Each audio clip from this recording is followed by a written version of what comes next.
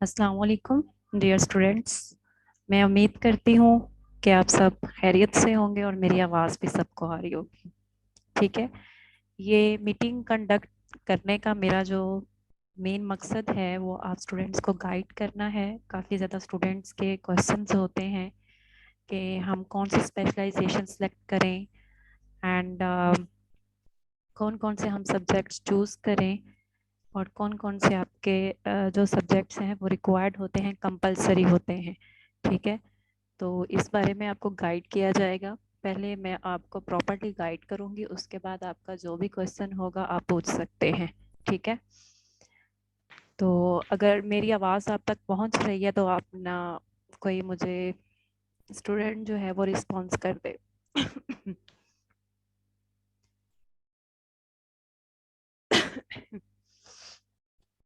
मेरी आवाज़ आ रही है आप सबको?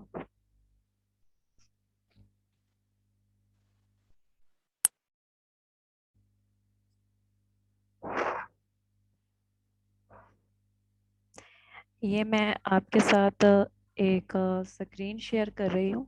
ठीक है। जिसमें आपके स्टडी स्कीम के हवाले से बताया गया है। सेमेस्टर 1 आपका क्लियर हो चुका है, सेमेस्टर नंबर 2 है। इसमें सबसे पहले मैं आपके स्पेशलाइजेशन एरिया की बात करूंगी। इसमें आपके पास 3 स्पेशलाइजेशन एरियाज हैं जिनको आप सिलेक्ट कर सकते हैं। ठीक है। जो आपके पास फर्स्ट स्पेशलाइजेशन एरिया है वो आईसीटी है। ठीक है। यानी कि अगर जो जो स्टूडेंट्स ने जिन स्टूडेंट्स ने जो है वो कंप्यूटर के साथ एमए या एमएससी या बीएस किया हुआ है तो दरवाजा खोल दो और बाहर से चाबी उठाती लाओ। वो अपना जो है ना वो आईसीटी का स्पेशलाइजेशन एरिया सेलेक्ट कर सकते हैं। ठीक है। और जिन स्टूडेंट्स ने साइकोलॉजी पढ़ी हुई है, ठीक है, या बीएस साइकोलॉजी किया है या एमएससी की है साइकोलॉजी में, तो आप साइकोलॉजी का सब्जेक्ट चूज कर सकते हैं। और जो थर्ड आपकी स्पेशलाइजेशन है वो आपकी मैनेजमेंट के सब्जेक्ट में है, लीडरशिप एंड मैनेजमेंट में। तो उसके बाद जो आपका फोर्थ वन जो लास्ट एरिया है वो है सोशियोलॉजी ऑफ एजुकेशन। हर स्पेशलाइजेशन के आपने 3 सब्जेक्ट्स पढ़ने होते हैं। ठीक है। तब 3 सब्जेक्ट्स आपको मस्ट करने हैं। अगर आप आईसीटी का करते हैं तो इसमें आपके 3 सब्जेक्ट्स होंगे, जिसमें 2 सब्जेक्ट्स आप इस सेमेस्टर में ले सकते हैं और बाकी जो आपका एक सब्जेक्ट होगा वो आप सेमेस्टर नंबर 3rd में ले सकते हैं। ठीक है।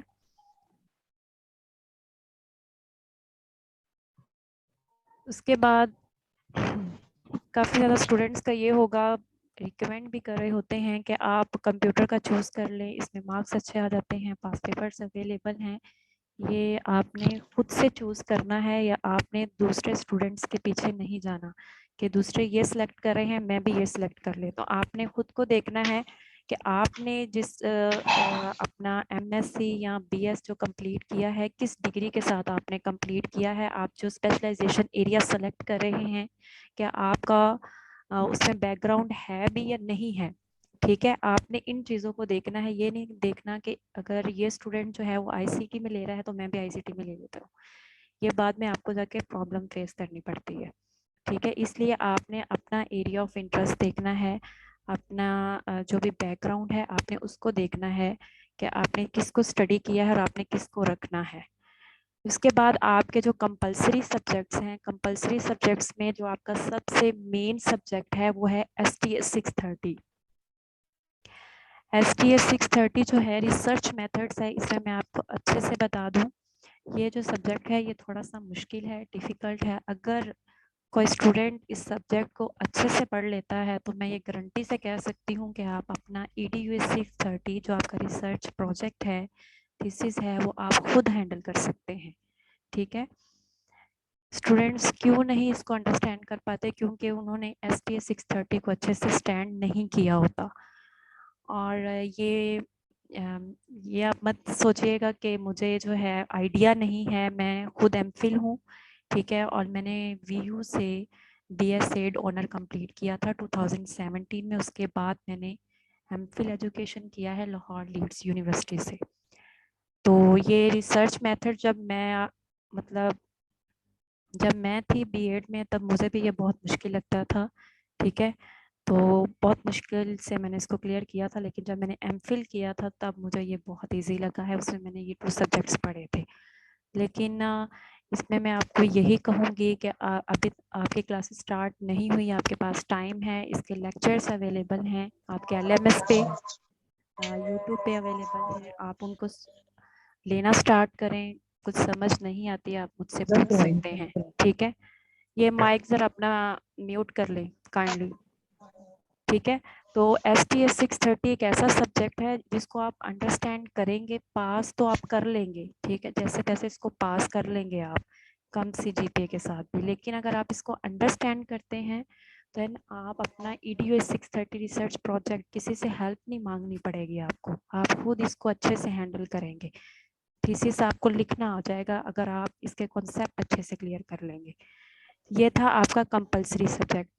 इसके अलावा ये जो EDU 302 है, 431 है और STS 630, ये आपके कंपलसरी सब्जेक्ट्स हैं, ठीक है। और बाकी ये जो आपके जिनके सामने ये इन फ्रंट लिखा हुआ है इलेक्टिव, ये जो आपके सारे सब्जेक्ट्स हैं ये आपके स्पेशलाइजेशन के सब्जेक्ट्स हैं। जो भी आप स्पेशलाइजेशन एरिया सेलेक्ट करेंगे आपने उन्हीं के ही सब्जेक्ट चूज़ करने हैं। ये नहीं कि आप स्पेशलाइजेशन एरिया ICT सेलेक्ट कर रहे हैं और आप सोशियोलॉजी का सब्जेक्ट दूसरा ले रहे हैं, ऐसा नहीं करना। आपने तीनों सब्जेक्ट जो हैं वो ICT के ही लेने हैं अगर आप ICT सेलेक्ट कर रहे हैं।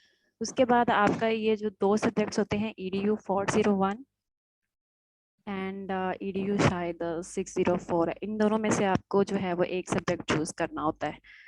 तो ये सारे जो सब्जेक्ट्स हैं ये मैं ऑलरेडी पढ़ चुकी हूँ, ठीक है। ये कंपैरेटिव एजुकेशन है, ये जो है वो ट्रेंड्स इन एजुकेशन, ये दोनों सब्जेक्ट्स ही ठीक हैं, थ्योरेटिकल हैं। जो आपको ठीक लगे वो आप रख सकते हैं। बाकी अगर आपका कोई क्वेश्चन है तो आप मुझसे पूछ सकते हैं। Thank you. अपना माइक अनम्यूट करें और कोई भी अगर क्वेश्चन है तो आप बिला झिझक पूछें।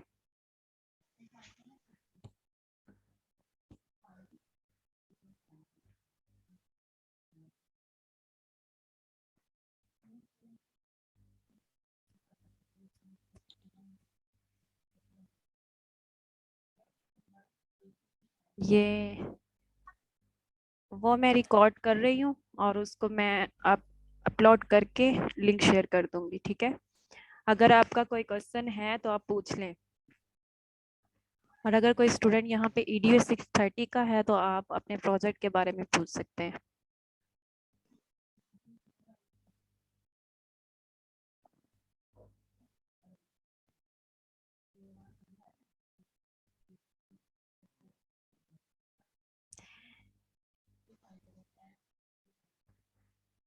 ये आपने अपनी तरफ से ही माइक अनम्यूट करना है, मेरी तरफ से ये ओके है। अगर किसी का कोई क्वेश्चन है तो आप पूछ लें। और आई थिंक मैंने आपको क्लियरली बता दिया है स्पेशलाइजेशन एरिया के हवाले से। जो आपके 2 इलेक्टिव सब्जेक्ट्स हैं उनमें से आपने एक इलेक्टिव सब्जेक्ट रखना है। जो आपके कंपलसरी सब्जेक्ट्स हैं उनको भी आपने चूज़ करना है। और ये STS 630 मस्ट चूज़ कीजिएगा और इसको पास करना भी ज़रूरी है इसी सेमेस्टर में। अगर आप पास नहीं करेंगे तो आपको एक्स्ट्रा सेमेस्टर लगाना पड़ेगा और नेक्स्ट सेमेस्टर में आपको ये अगेन सब्जेक्ट लेना पड़ेगा। इसलिए STS 630 पे ज़्यादा ध्यान दीजिएगा।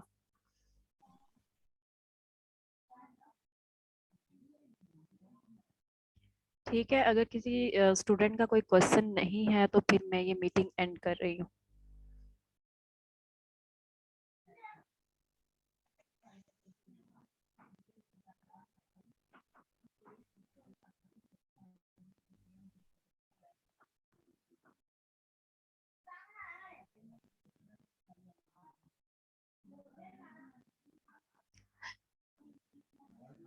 अगर आपने इलेक्टिव सब्जेक्ट्स में मतलब स्पेशलाइजेशन एरिया की बात कर रही हैं आप, कि अगर आपका बैकग्राउंड मैनेजमेंट या सोशियोलॉजी या एजुकेशन या ICT में नहीं है तो फिर आप अपना एरिया ऑफ इंटरेस्ट देखें कि आप किन सब्जेक्ट्स को आप इजीली हैंडल कर सकते हैं। इसके हैंडआउट्स अवेलेबल हैं, हैंडआउट्स देखें, जो आपको इजी लगे आप उसको सिलेक्ट कर लें। ये इन सारे सब्जेक्ट्स के हैंडआउट्स नेट पे अवेलेबल है।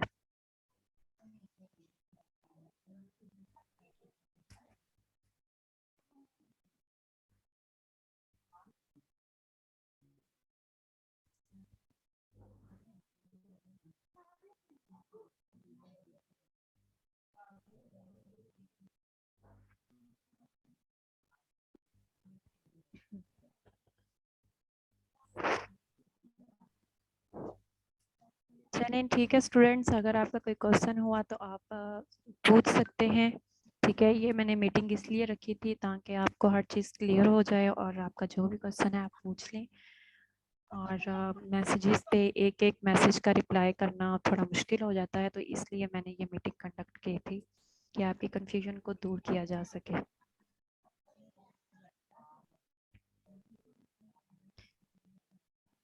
Thank you all of you and अल्लाह हाफिज़।